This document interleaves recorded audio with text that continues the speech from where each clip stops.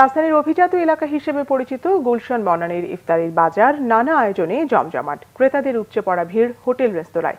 কেউ হোটেল রেস্তোরাঁর সামনের ফুটপাতে, কেউ ত্রিপল, আবার কেউ সামিয়ানা টাঙিয়ে মুখরোচক ইফতারির পসরা সাজিয়ে বসেছেন। নানা আয়োজন থাকলেও রোজাদারদের পছন্দের তালিকায় শীর্ষে হালিম আর জিলাপি।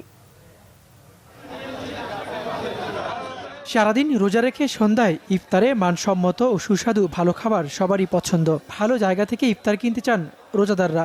তাই রমজানে এবার হরেক রকমের ইফতার সাজিয়ে বিকেল থেকে ক্রেতাদের অপেক্ষায় থাকে হোটেল রেস্তোরাঁগুলো। সে দৃশ্যের আরো সুন্দর দেখা মিলে রাজধানীর বনানীতে। এই এলাকার অভিজাত হোটেলের ইফতার বাজার সবারই আগ্রহের শীর্ষে থাকে।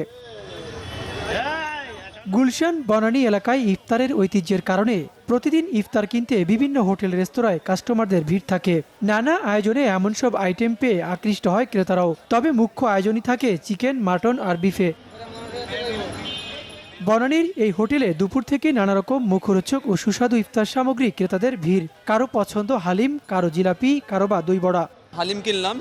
স্টার কাবাব যেহেতু একটা অভিজাত রেস্টুরেন্ট, তো তাদের কোয়ালিটি সবসময় মেনটেন করে, তো সবসময় এখান থেকে নেওয়া হয়। এখানে হালিমটা পপুলার, হালিমটা কেনার জন্য মেনলি আসার সাথে কাবাব আইটেম দেখতে আসছে। হালিম কিনলাম, জিলিপি কিনেছি আর একটা খাসির রান কিনেছি। এখানে পরিচ্ছন্নতার অনেক বেশি, আর সবচেয়ে আমাদের জন্য বনানীর চিন্তা করলে সবার জন্য আমাদের মানে ভরসার জায়গাটা বলা যায় এটা। জিলাপি কিনছি, তারপর হচ্ছে হলো পেঁয়াজু, আলু চপ, তারপর হচ্ছে হলো হালিম, মুড়ি, ছোলা।